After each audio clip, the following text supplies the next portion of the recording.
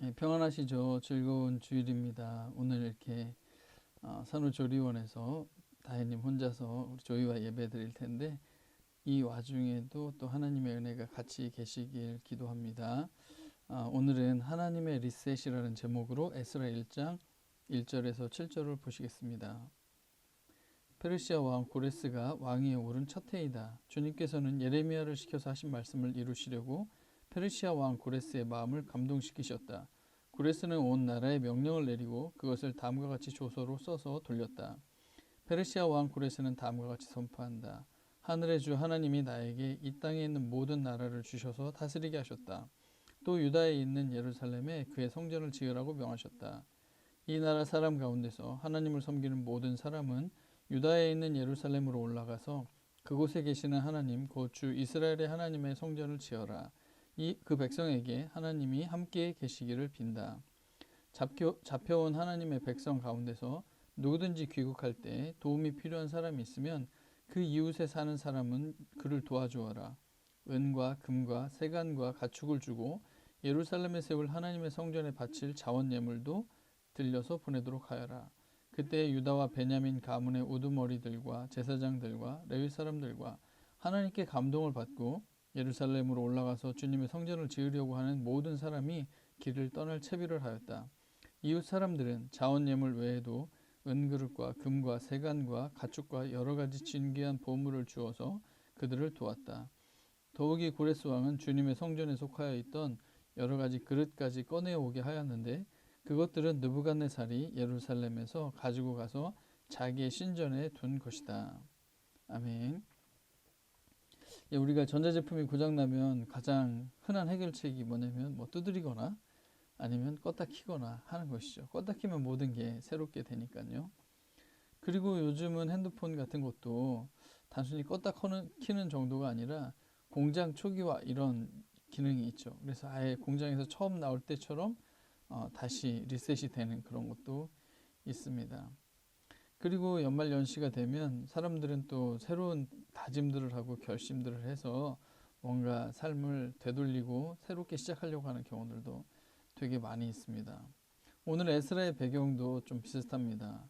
페르시아 시대가 시작이 됐고요. 바벨론은 패망하게 되었습니다.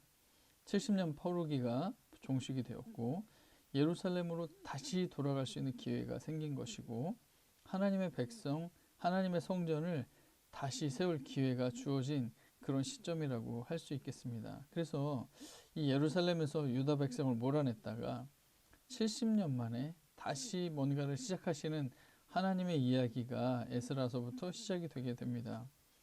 그러면서 이제 오늘은 그런 모습 속에서 하나님의 리셋이 어떻게 진행되는가를 살펴볼까 합니다. 우선 하나님의 리셋 어떻게 진행되는가? 첫째로는 철저한 계획으로 진행하셨다는 것입니다. 오늘 본문에 보면 페르시아 왕 고레스가 등장을 합니다. 이 고레스에게 마음을 감동시키셔서 온 나라에 명령을 내리고 조서로 써서 하나님께서 모든 이 땅에 있는 모든 나라를 주셔서 다스리게 하셨다. 유다에 있는 예루살렘에 그의 성전을 지으라고 명하셨다. 이렇게 나오거든요. 그래서 다 돌아가도 된다. 가서 성전을 지어라. 이런 말을 누가 하냐면 이 페르시아 왕 고레스가 하게 되는 것입니다. 이 고레스 왕의 사진은 이렇습니다. 이 사람의 어떤 석상도 있고 막 이렇습니다. 약간 이란 사람의 모습, 지금의 이란 사람의 모습과 약간 비슷한 모습입니다.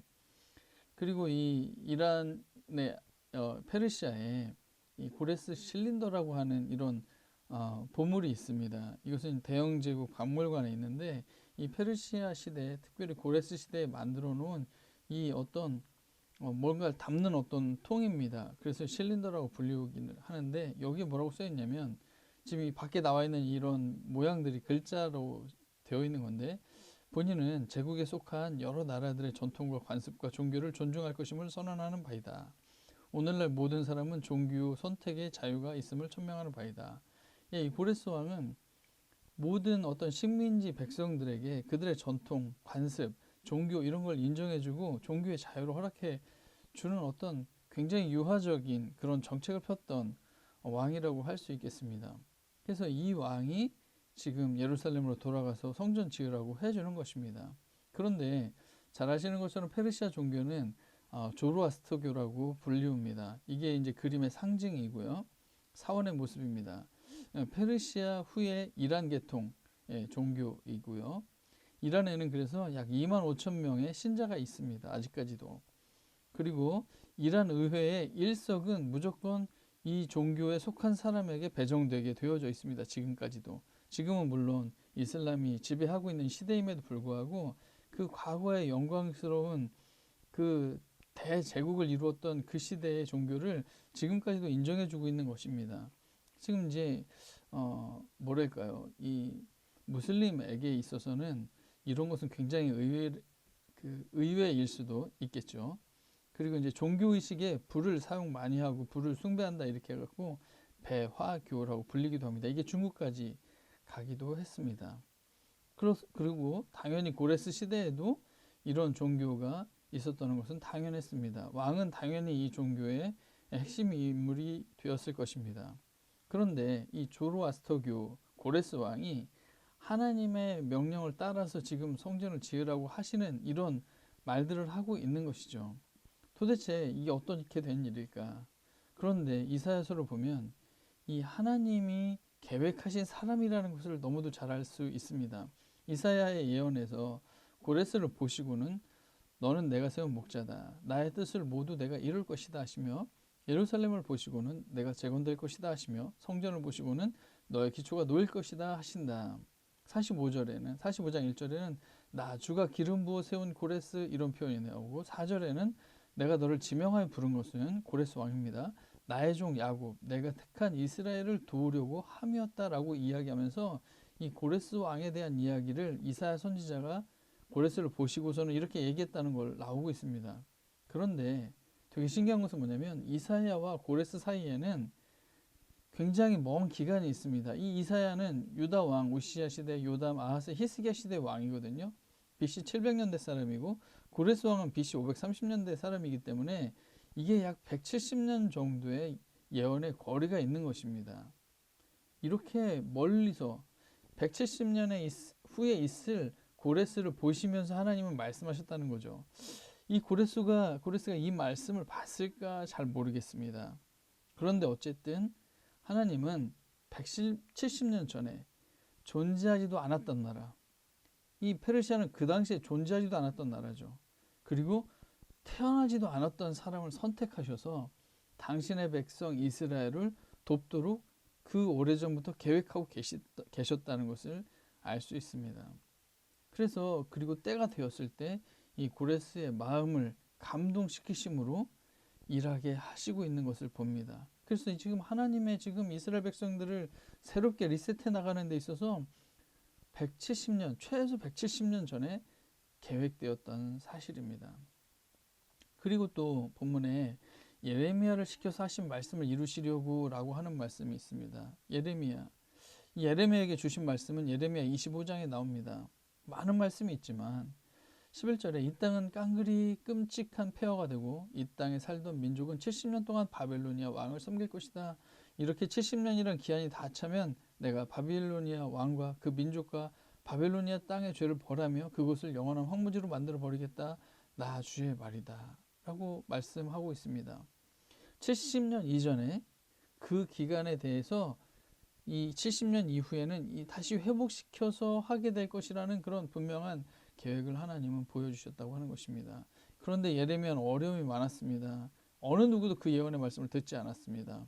나라가 망할 건데 지금 평안하다 계속 거짓 예언자들만 득세했습니다. 그들만 인기는 높아지고 예레미야는 거의 전혀 영향력이 없이 홀로 눈물로 살았던 선지자입니다. 그래서 예레미야 애가가 있을 정도입니다. 그럼에도 하나님은 예레미야에게 예언을 주셨고 또 70년이라는 시간 때가 되었을 때 그 계획하신 대로 이루어 가고 계시는 것을 볼 수가 있습니다. 그러면서 하나님의 일하심이 정말 특이하다 이런 느낌을 지울 수 없습니다.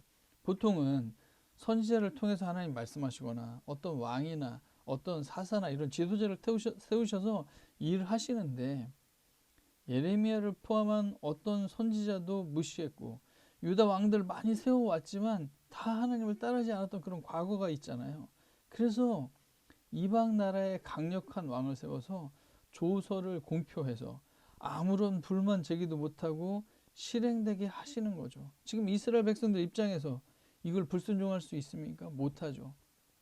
어떻게 보면 하나님의 일하심이 되게 신기할 정도로 그 계획대로 해나가고 계시고, 이런 이방인도 이런 필요 때문에 쓰시는 것 아닌가 싶을 정도로 이렇게 쓰고 계시다는 것입니다. 그러면서 이렇게 준비하셔서 일하시는 하나님의 모습을 보면서 우리 현재를 성찰해 보게 됩니다. 우리 하나님은 지금도 하나님을 따르는 개개인 그리스도인을 통해서 일하고 계실 텐데, 혹시 지금 우리의 삶은 하나님의 오래된 계획과 무관하다고 할 수 있겠는가? 우리는 지금 보통 몇십 년 전에 태어나서 어떻게 될지 모르는 인생을 살다가 우연에 걸쳐서 누구를 만나고 이런 일을 하고 지금 이 모습으로 살고 있고, 이렇게 우리는 어떻게 보면 우연의 우연 같은 삶을 살고 있는 것 같은데, 이게 하나님이 몇백 년 전에 준비하셔서 나를 보시고 우리를 보시고 미리 계획하셔서 그때 그 일을 계획하신 대로 진행해 나오고 계시는 것은 아닌가, 이런 생각을 해볼 수 있을 것입니다. 지금 우리가 이 시대에 이런 모양으로 살고 있고, 또 이런 부르심을 가지고 살고 있고, 이런 공동체에 속해 있고, 이 모든 것이 하나님의 계획과 무관하다고 정말 할 수 있을까? 그래서 우리는 조금 더 적극적으로 우리의 인생이 정말 하나님 손에 붙들려서 계획 안에 붙들려서 더 의미 있고 귀하게 쓰여지는 인생이 될 수 있음을 다시 한번 성찰해 보게 됩니다. 그래서 우리는 모두 하나님의 선하신 일을 위해서 하나님에 의해 오래전부터 계획된 존재라는 사실을 믿음으로 받아들여야 될 필요가 있습니다. 또 교회를 통해서도, 우리 개개인을 통해서도 일하시는 것처럼 교회를 통해서도 일하고 계실 텐데, 기독교가 지금 세상으로부터 받는 평가는 좋지 않지만, 또 기독교가 잃어버린 하나님의 사랑, 이웃사랑 이런 것들로 비난을 받고, 코로나를 겪으면서 일부 기독교에 나타난 비이성적인 모습 때문에 더 고통스럽고, 또 그런 와중에 국가 방역 지침, 조서처럼 모이지 못하게 되는 이런 어떤 현실에서 어떻게 보면 더 억지로라도 복음이 뭐고 교회의 본질이 뭐고 이런 것들을 더 고민하게 하면서 리셋해 나가고 계시는 어떤 그런 과정 속에 있는 것은 아닌가를 한번 생각해 보게 됩니다. 그래서 지금 우리는 하나님의 선하신 계획하심을 믿고 그냥 수동적으로 인생을 살아가는 그런 반응하는 것이 아니라, 그걸 넘어서 아주 능동적으로 하나님이 우리를 통해서 무엇을 하실지 생각하고 꿈꾸고 그렇게 움직일 수 있는 모습들이 우리의 삶에 나타나면 너무 좋겠다 생각을 해보게 됩니다. 두 번째, 하나님의 리셋은 이런 철저한 계획으로 진행하셨고, 또 필요한 모든 것을, 리셋에 필요한 모든 것을 준비하십니다. 보면 누구든지 귀국할 때 도움이 필요한 사람이 있으면 다 도와줘라. 은과 금과 세간과 가축, 성전에 바칠 자원 예물, 그 다음에 은그릇, 금, 세간, 가축, 진귀한 보물, 그 다음에 예전에 성전에 속해 있던 여러 가지 그릇들, 이건 지금 바벨론 그 느부갓네살이 가지고 갔었던 거를 다 돌려서 주고 있습니다. 이런 것들을 하나님이 다 예비해 주고 있습니다. 우리 여러분, 하나님의 계획이 아무리 거창해도 아무 재산이 없었던 포로들에게는 불가능할 것입니다. 이사해야죠. 이직, 새로운 생업을 개척해야죠. 거기 가서 어떤 생업을 할 수 있을지 불투명한 이런 상황, 또 그 사이에 생활비와 이동의 어떤 비용, 이런 것들은 다 어떻게 감당하고, 성전 건축 비용은 또 말할 것도 없고, 정말 어떻게 보면 그냥 아무리 꿈과 계획이 있더라도 이런 현실이 따라주지 않으면 안 되는 것인데, 하나님은 이 페르시아를 통해서, 고레스 왕을 통해서 하나님은 준비를 시키고 계시다는 것을 알 수 있습니다. 너무 놀랍죠. 처음 성막을 지을 때도 어땠습니까? 출애굽기에 보면 400년간 노예로 있었는데 뭐 지을 게 뭐가 있나요? 아무것도 없었죠. 그런데 12장 35절에 보면 출애굽기, 이스라엘 자손은 모세의 말대로 이집트 사람에게 은부치와 의복을 요구하였고, 주님께서는 이스라엘 백성이 이집트 사람에게 환심을 사도록 하셨으므로 이집트 사람들은 이스라엘 자손의 요구대로 다 내어주었다. 이렇게 하여서 그들은 이집트 사람들에게서 물건을 빼앗아 가지고 떠나갔다. 이렇게 이야기합니다.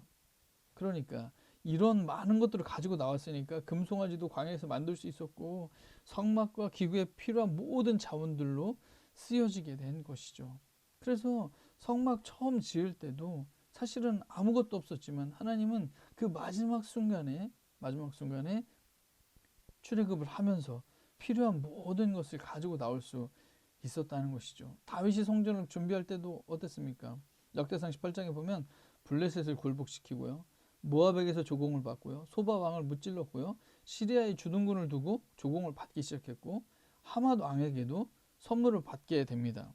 그리고 에돔에도 주둔군을 두고 금을 가져오게 됐고 암몬에도 금과 많은 전리품을 가져왔고 외국인 석수들을 시켜서 돌을 다듬게 했고 또 시돈 사람 두루 사람에게는 백향목 이런 걸 운반하게 했습니다.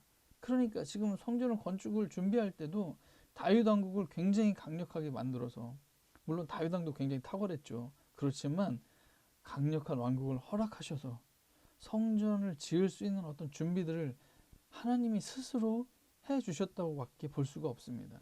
그래서 우리는 뭘 믿어야 되냐면 하나님이 공급하셔서 우리에게 주시는 재물과 하나님의 일하실 계획과 무척 연결되어져 있다는 것을 우리는 믿을 필요가 있습니다.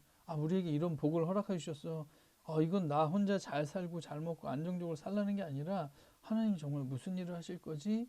이런 것들을 꿈꾸도록 하신다는 것입니다.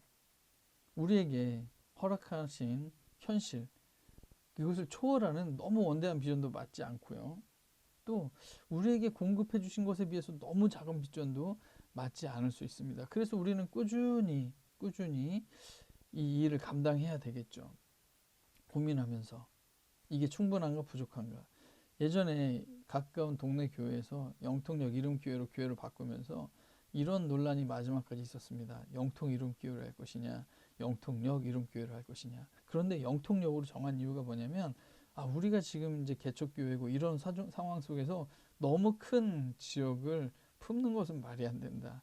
영통역 이 작은 지역이라도 우리가 감당하자 이런 차원이었거든요. 그래서 우리 수준에 맞게 할 수 있는 우리가 할 수 있는 일을 찾아서 감당하면서 또 하나님이 우리와 우리 성도님들에게 더 많은 공급을 해주시길 기대하면서 또 하나님이 그에 맞게 더 크신 일을 감당하게 하실 것을 또 기대하면서 그렇게 준비되어져 나가야 되지 않겠는가 하는 것입니다.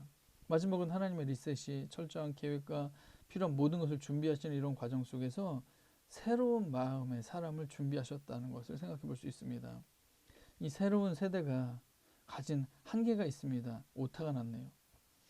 광야 40년의 리셋 기간이 있었거든요. 그런데 20세 이하만 가나안 땅에 들어가게 되었죠. 그때에도 일종의 이것이 리셋입니다. 그 이전 이후 그 높은 세대는 못 들어가게 됐죠. 윗세대가 광야에서 다 죽을 때까지 기다리면서 시간이 흘러가게 되면서 준비를 하게 됩니다. 그래서 광야에서 하나님을 경험하며 철저히 하나님을 의지하는 백성들의 것으로 우리는 기대할 수 있었습니다. 40년간 훈련되었는데 그런데 실제로는 가나안 땅에 들어가서 많은 문제를 일으키게 되죠. 그래서 완벽하게 하나님이 사람을 준비시킨다기보다는 문제 있었던 그런 세대를 걸러내는 정도에 불과했던 것은 아닐까라는 그런 하나님이 사람을 준비시키는 데 있어서의 한계성은 당연히 있는 것입니다. 그래서 지속적으로 이집트에서 구원하신 하나님을 기억하라고 반복적으로 말씀하셨어야만 되는 그런 것이죠. 그리고 포로기 이후의 세대도 광야 세대가 가진 한계를 똑같이 가질 수밖에 없습니다. 그때 유다, 베냐민 가문과 우두머리들과 제사장들, 레위 사람들 그리고 하나님께 감동을 받고 예루살렘으로 올라가서 주님의 성전을 지으려고 하는 모든 사람이 길을 떠날 채비를 했다 이렇게 얘기합니다. 이렇게 광야 세대가 됐든 지금 포로기 세대가 됐든 새로운 세대로 준비되어서 뭔가 이제 새로운 시작을 하는 그런 와중에 있는 중에 그들은 각자 한계가 있었지만 그럼에도 불구하고 하나님이 이런 하나님께 감동받고 이런 사람들을 준비시키셨다는 것입니다. 이 상황에서 백성들의 마음이 어땠을까요? 갑작스럽게 해방이 됐습니다. 본토로 귀환 가능성이 생긴 겁니다. 스스로 노력해서 독립한 게 아니거든요. 필요한 모든 생활 터전을 제공받습니다. 스스로 모은 재산이 아니에요. 근데 은과 금과 모든 걸 주겠다는 거예요. 그리고 성전 재건에 필요한 모든 자원을 제공하는 거예요. 스스로 준비하고 헌신하지 않았는데도 불구하고 하나님이 다 알아서 준비하시고 제공해 주신 이런 상황에 이 백성들의 마음은 어떠했을까요?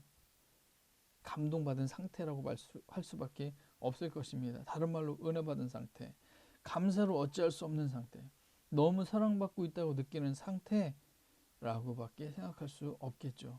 그래서 하나님이 백성들에게 이런 마음을 준비하셔서 새로운 시작을 하게 하시는 것이죠. 다른 말로 하면 하나님과 아주 올바른 관계에 있는 상태, 의로운 관계에 서 있는 상태, 하나님의 주권을 인정하는 상태, 하나님의 통치를 인정하는 상태, 하나님을 전적으로 신뢰하는 상태, 하나님께 순종할 준비가 된 그런 상태로 새로운 백성들을 준비시키셨다는 것을 우리는 생각해 볼 수가 있습니다.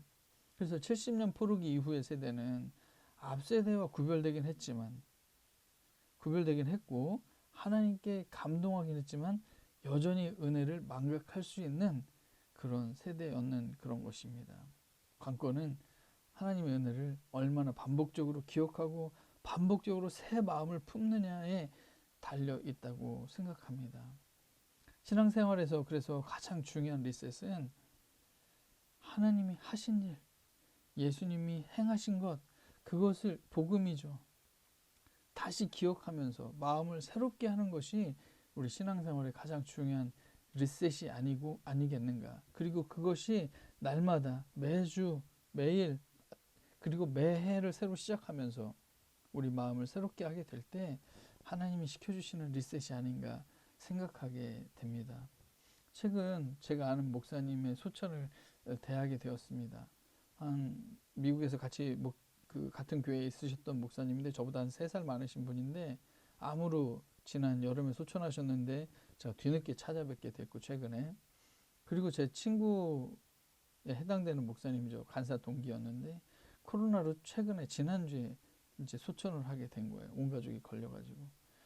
그러면서 또 최근에 또 목사님들을 또 접하면서 목회 그만해야 되겠다고 이렇게 생각하는 정도의 목사님들을 대하면서 저 자신에게도 어떤 생각을 하나님이 주셨냐면 살아서 이 주님의 일을 감당할 수 있고 그리고 우리 성도님들과 함께 이렇게 할 수 있는 것 자체가 너무 큰 은혜구나. 이런 은혜의 마음 또는 정말 부족하지만 함께하게 하시는 그런 것들이 너무 은혜로 여겨지게 되더라고요. 이런 마음들이 사실은 은혜의 마음, 그 다음에 감동된 마음 이런 것들이 아닌가 이런 생각들을 좀 하게 됩니다.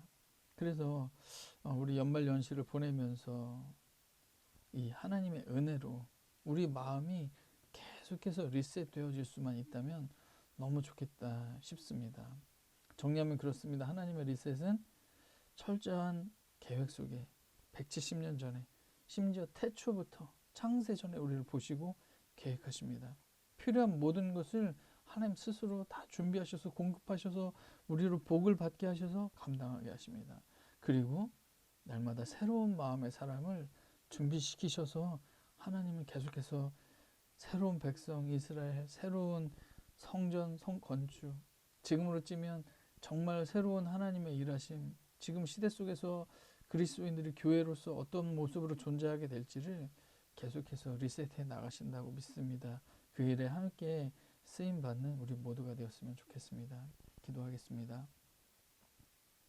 하나님 아버지 고맙습니다. 참으로 하나님은 우리가 상상할 수 없는 정말로 높은 차원의 하나님이신 것을 고백합니다. 그 하나님의 계획과 섭리를 우리가 다 어떻게 헤아릴 수 있겠습니까?